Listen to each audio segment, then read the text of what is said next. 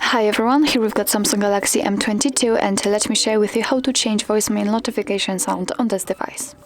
So first of all, let's open the dialer, tap on the three dots icon in the right upper corner and tap on the settings.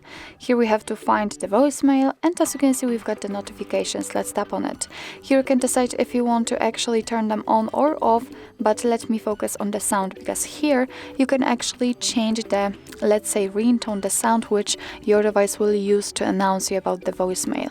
So you can pick default notification sound, you can set silence, so obviously it is not the best idea because it won't notify you about it.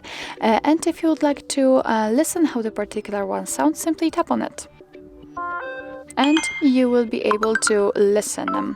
So if you're happy with your choice, just make sure that it is marked, and after getting back you can see that it is notified right here, so it means that from now on this device will use the chosen ringtone.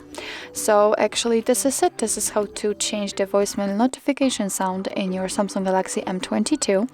Thank you so much for watching. I hope that this video was helpful, and if it was, please hit the subscribe button and leave the thumbs up.